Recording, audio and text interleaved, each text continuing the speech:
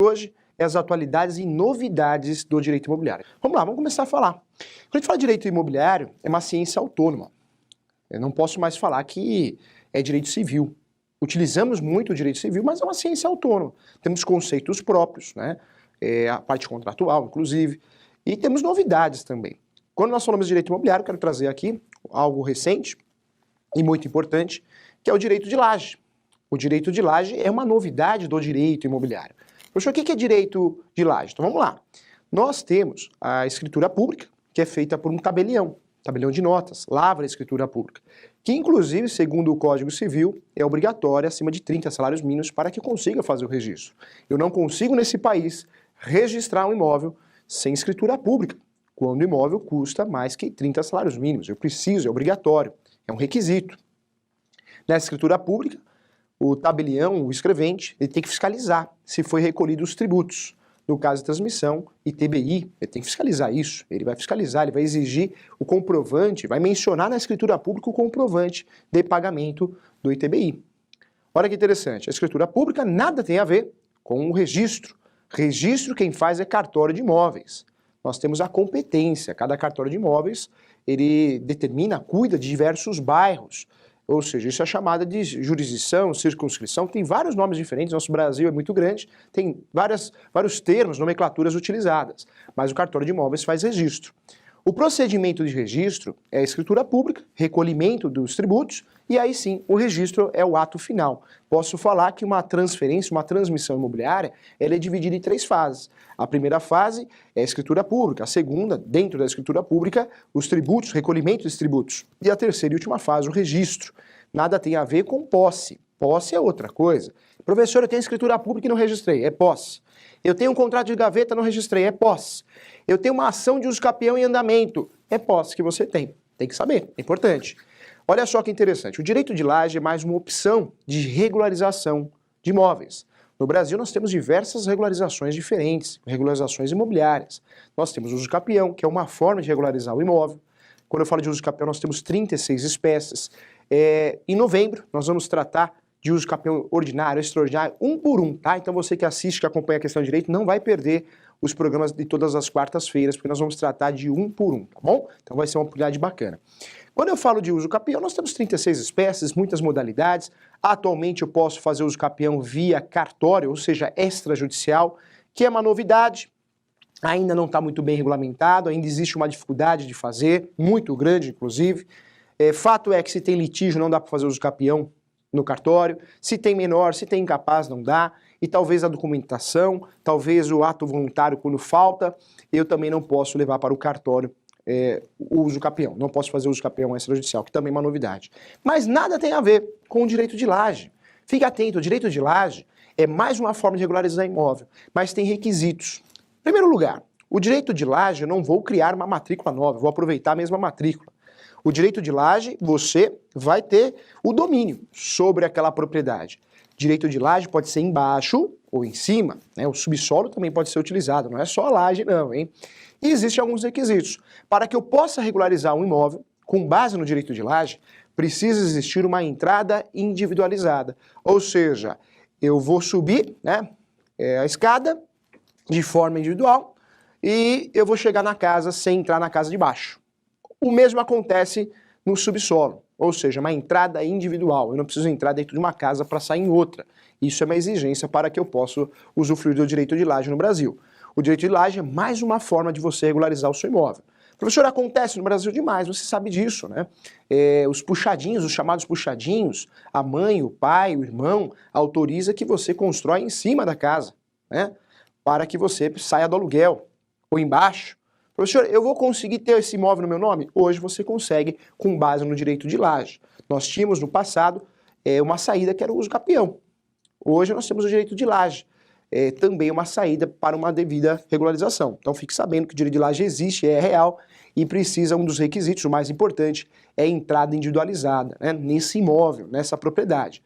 Lembra você que existe uma discussão se o direito de laje é só em cima, só embaixo, mas é na mesma matrícula, poderia ser no fundo também, com uma entrada individualizada, poderia ser o direito de laje, esse é o entendimento do professor, que eu defendo isso no meu livro, porque direito de laje não é só em cima e embaixo, é na mesma matrícula. Então se o seu pai, sua mãe, seu irmão deixou você construir no fundo, Basta você ter uma entrada individualizada, também poderia usufruir do direito de laje, que tem que ser analisado o caso concreto. Quero tratar também, nós falamos aqui do uso capião extrajudicial, que é uma novidade do direito imobiliário, que chegou com o novo Código de Processo Civil. O uso capião, para que eu possa fazer de forma extrajudicial, ou seja, fora do fórum, não pode ter litígio, tem que ser um ato voluntário, tem que ser o mundo ideal, não pode ter briga, não pode ter menor. É muito difícil, né, isso acontecer, mas pode ser feito no cartório e ainda existe uma dificuldade. Então, volto a falar, uso capião administrativo, como é chamado também o extrajudicial, nada tem a ver com o direito de laje, tá? São institutos, sim, do gênero regularização de imóveis, mas eu não posso falar que é a mesma coisa. Quero falar com você também, nós temos um uso capião que também é uma novidade, apesar de não ser tão novo assim, mas é algo que pouca gente sabe. Nós temos o chamado uso capião de abandono de lar. Esse uso capião de abandono de lar, ou ainda de meação, né, dominial, dominical, tem vários nomes diferentes que quer dizer a mesma coisa. Esse uso capião que eu vou usufruir toda vez que eu seja abandonado, ele ou ela, né?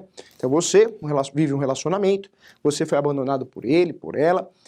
Se você foi abandonado e o abandono, chamado de abandono fático, né, ou seja, um abandono completo, você pode ingressar com uma ação de uso capião e transferir a parte dela para você. Então vamos explicar melhor isso aqui para ficar didático. Olha só, o uso capião de abandono de lar, que é uma novidade do Código Civil, que não é tão novo assim, mas continua sendo novidade, porque ainda é um assunto muito discutido, é o uso capião que será distribuído na vara de famílias, né? O uso capião com o pezinho no direito de família. O uso capião de abandono de lar é aquele uso capião que você vai usufruir toda vez que você foi abandonado. Mas tem diversas regras para isso. Uma dessas regras é em relação ao abandono, o período, o lapso temporal. O abandono tem que ser de no mínimo 2 anos. Então, eu moro com ela, moro com você, né? E você me abandona ou eu te abandono.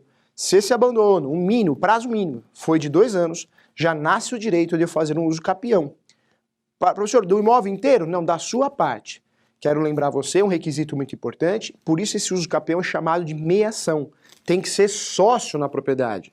Ou seja, só cabe esse uso capião quando existe o quê? Uma divisão da propriedade, uma meação. Esse uso capião, se o imóvel é só seu ou é só meu, cabe. Caberia outras modalidades de uso capião, não essa de abandono de lar. O abandono de lar é um uso capião muito específico.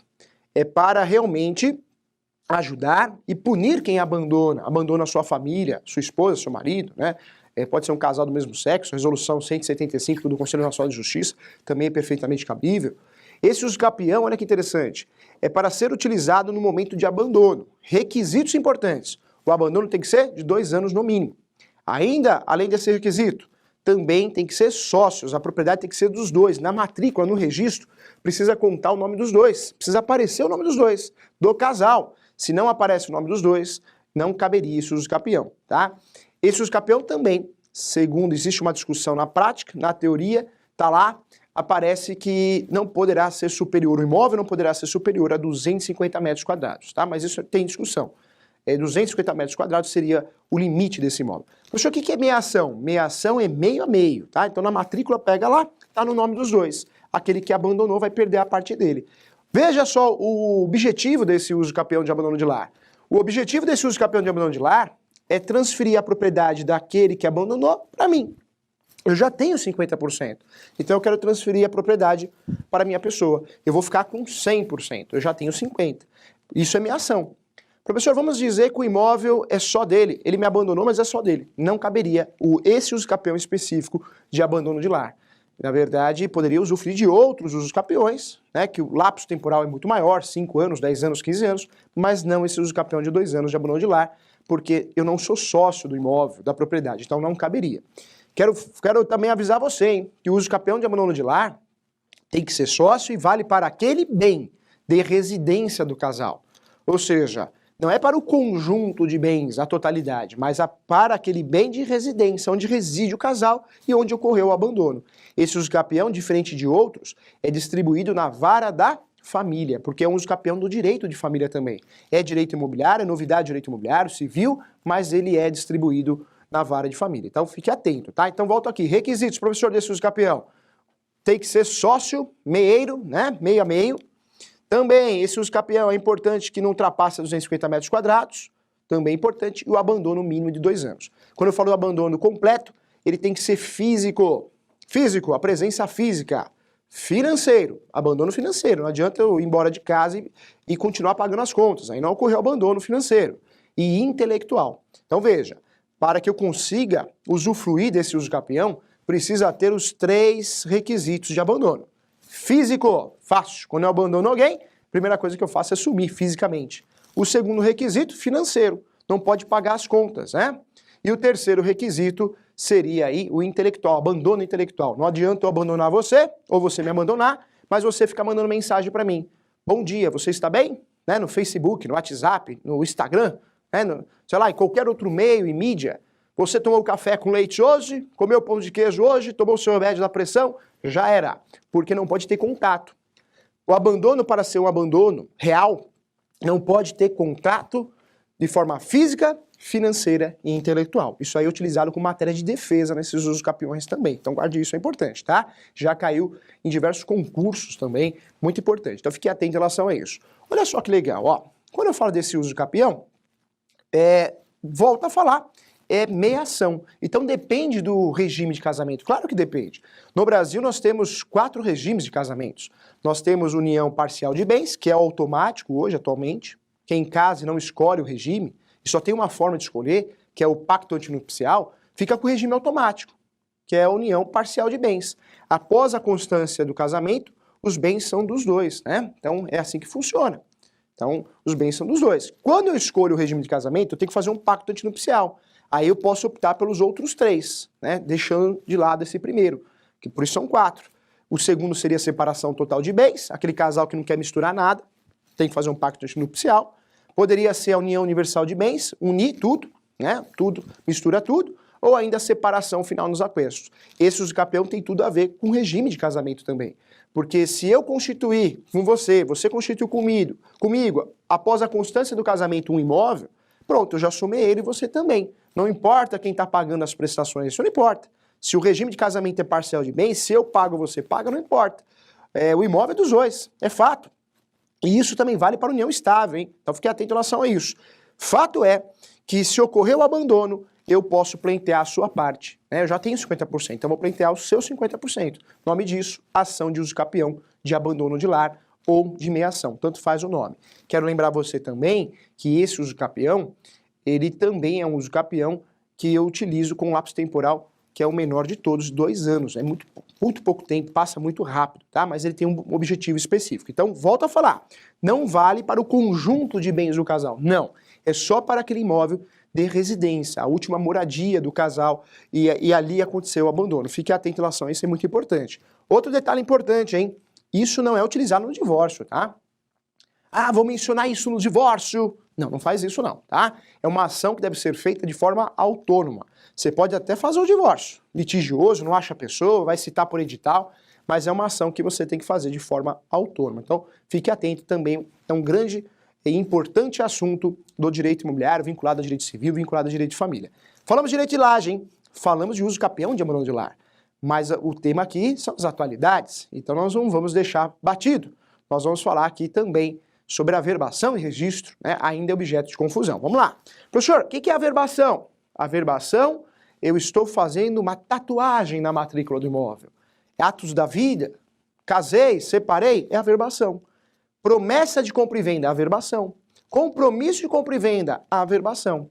Averbação, eu estou comunicando, estou informando na matrícula de imóvel. Professor, vou dar o imóvel em garantia, numa locação, averbação. O registro é a transmissão. Quando eu faço a transmissão, estou passando para outra pessoa, é registro, tá? Então essa é a diferença de registro e averbação. Muito importante saber.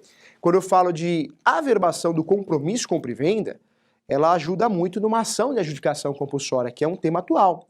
A ação de adjudicação compulsória é aquela ação que eu ingresso contra quem? Eu, comprador, contra o vendedor.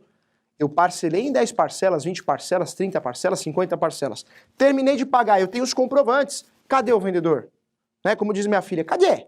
Cadê? Sumiu, né? Não acho. Não acho. Então, posso usufruir de uma ação que chama ação de adjudicação compulsória. Então, faço a ação de adjudicação compulsória para obrigar o vendedor a fazer a transmissão para a minha pessoa, tá? Essa ação chama ação de adjudicação compulsória. Seria uma ação de obrigação de fazer do comprador contra o vendedor, para que o vendedor faça a transmissão do direito, né, de propriedade, da propriedade em si. Então, é uma ação importante. E a novidade que eu quero trazer aqui é que no passado tinha uma discussão. Só posso fazer essa ação se tiver a averbação do contrato na matrícula do próprio imóvel. Não. Tem até súmula que trata desse assunto, tá? Eu posso fazer a ação de adjudicação compulsória, independentemente se você fez a averbação ou não. Se o contrato foi averbado ou não, eu posso usufruir dessa ação, tá bom? Então, novidade também. Quero falar aqui da ação de missão da posse, hein? É objeto de muita confusão. Ação de missão da posse. Professor, o que é essa ação? Eu quero a posse pela primeira vez, mas eu tenho que ter domínio, registro. Se eu não tenho, eu não vou usufruir dessa ação. Vou ter que trabalhar com ações possessórias, que é uma novidade também. Como nós combinamos aqui, o tema é atualidades e novidades do direito imobiliário. Então, esse tema atualidades e novidades do direito imobiliário, a gente está trazendo tudo que é discussão, objeto recente de discussão. Nós temos hoje uma classificação nova que eu particularmente defendo isso até no livro, hein? Isso eu acho que é algo prático. Nós temos as possessórias que nós estamos acostumados, esbulho, turbação, as possessórias previstas, né, no procedimento especial do Código de Processo Civil, que é a reintegração de posse, a manutenção de posse, o interdito proibitório. Essas são as possessórias que nós estamos acostumados no dia a dia.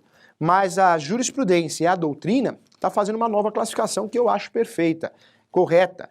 Possessórias diretas, que são essas, as conhecidas, né? Reintegração, manutenção, interdito proibitório, mas classifica as irmãzinhas possessórias indiretas como ação reivindicatória, de imissão na posse, e ainda aparece a ação também de resgate, né? Então, 3 ações importantes que serão discutidas também em aulas separadas, porque o tema é muito relevante. Essas ações são consideradas possessórias indiretas, tá? Também novidade. Professor, entre as novidades, quando eu falo de uma hold, é o assunto do momento, hein? Existe a hold familiar e patrimonial, existe também a hold rural, que virou novidade também, né? A gente faz uma confusão, mas a gente vai explicar o que é, tudo no programa que será tratado só esse assunto. E existe também o planejamento sucessório, ou ainda chamado, que eu não gosto muito desse termo, a blindagem patrimonial. Também é um tema importante. Para dar o gostinho, para você assistir não a semana que vem, mas a outra, não vai perder, que esse assunto é muito relevante. Quem conhece esse assunto fecha bons negócios. Olha só, quando eu falo de uma hold, nada mais, nada menos, é o quê? A abertura de uma pessoa jurídica. Isso mesmo. Uma família tem diversos bens e essa família tem uma tributação, imposto de renda, muito alta. Porque uma família que recebe um aluguel aí mais que 20 mil, 15 mil, 30 mil, 50 mil, né, vai ter uma tributação. Como pessoa física acaba sendo maior. Então qual que é uma saída aí tributária? Abrir uma pessoa jurídica, CNPJ, esses imóveis vão ser transferidos para essa pessoa jurídica, esse CNPJ, e com isso vai conseguir sim pagar menos tributos. Então, a primeira vantagem de abrir uma hold é a tributação. É uma vantagem muito boa. Vamos calcular aqui um exemplo, né? Um patrimônio de 20 mil reais. Se você é pessoa física, você vai pagar algo em torno de quase 5 mil. Tá? Isso hipoteticamente aqui, mas com valores reais, né? Se você tem uma hold, você não vai pagar 5 mil em cima de 20 mil, né, de tributação. Você vai pagar algo em torno de 2 mil reais, né? Então tem que analisar o caso concreto, mas algo em torno disso, ou seja, você paga menos da metade, ou pelo menos a metade. Então a hold é muito importante. E a hold não é só importante em virtude disso, né, da tributação que já ajuda e ajuda muito, mas também a hold ela ajuda em relação à organização patrimonial. Fica mais fácil de você organizar o patrimônio e fazer a gestão desse patrimônio. Fica mais fácil também de você conseguir fazer empréstimos. Você sabe que no nosso país a facilidade de uma pessoa jurídica conseguir empréstimos, financiamento, é muito mais fácil do que uma pessoa física, né? Então, isso também ajuda. Como blindagem patrimonial, no programa, que nós vamos tratar só sobre isso, aí eu vou defender que isso é mentira, né? Porque na verdade nós temos um instituto que é desconsideração da personalidade jurídica, então não adianta você abrir uma hold para tentar fraudar execuções. Eu vou achar porque eu estou cobrando a pessoa física, mas eu vou pedir a desconsideração inversa para chegar na pessoa jurídica. Então isso falar que blinda patrimônio, não concordo com isso, tá? Respeito quem concorde, mas de forma prática isso não existe. Então tem vários benefícios de uma hold, mas a blindagem patrimonial, na minha opinião, não existe, tá? Porque pode dificultar, mas vai achar do mesmo jeito, nós temos instrumentos para isso, tá bom? Também é um assunto de novidade. Chega o grande momento, e eu tô vendo que tá bombando, hein? pergunte ao professor. Roda a vinheta.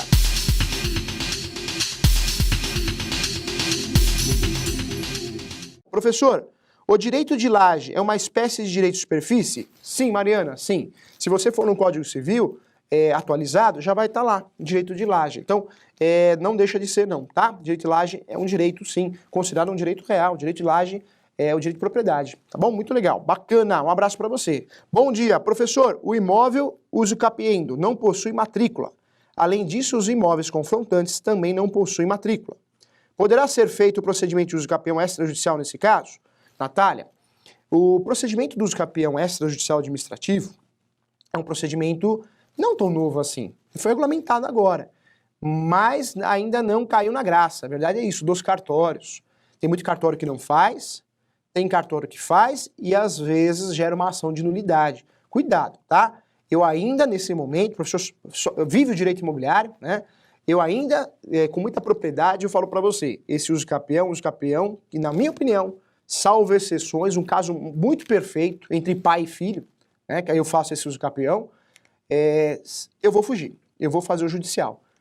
Professor, mas demora 3 a 5 anos em média, pode ser mais, pode ser menos, depende da região que você está falando, mas é mais seguro. Tá? Eu acho que o uso capião extrajudicial hoje, por ainda, né, não ter uma regulamentação, já teve uma nova regulamentação, mas ainda não está do jeito que o cartório quer. Ainda tem muita coisa para acontecer. Acho um risco nesse caso.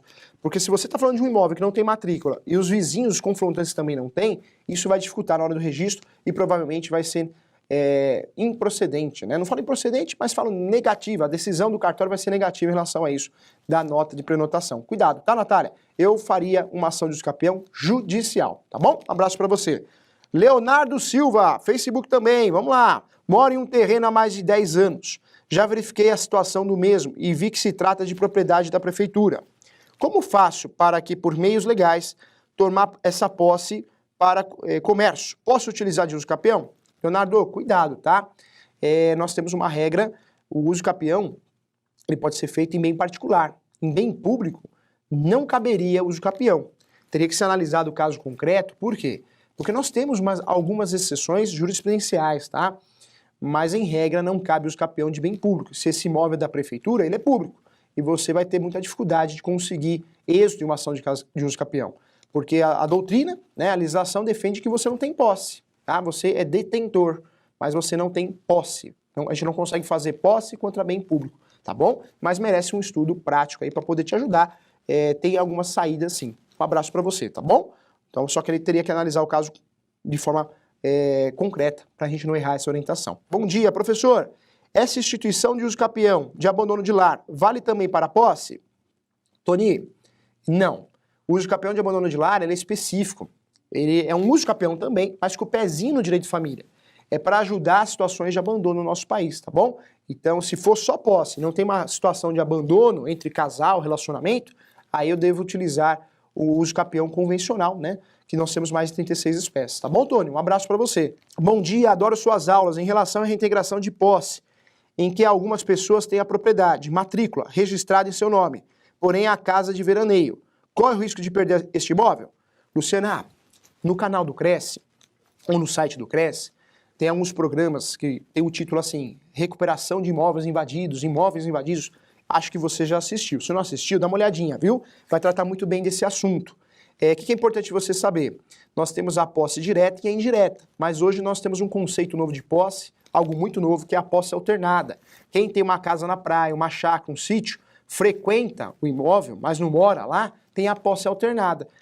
Se ocorrer invasão, você pode lutar para recuperar esse imóvel através de uma ação possessória, que a gente está acostumado, reintegração de posse, manutenção, interdito proibitório. Quando você tem a matrícula, tudo certinho, o imóvel está no seu nome, aí a saída não é a possessória não, deixa de lado. E trabalha com uma ação que chama ação reivindicatória. Sabe por quê? Porque você tem um baita documento no seu nome, o imóvel está no seu nome. Então você não precisa ficar provando posse, vai fazer o mais fácil. Provar a posse é o mais difícil. Quando eu tenho um documento no meu nome, é possessória que eu faço. É uma ação que vai te dar mais segurança. Mas legal, parabéns pela pergunta, tá bom? Um abraço para todos, sucesso sempre. Tchau!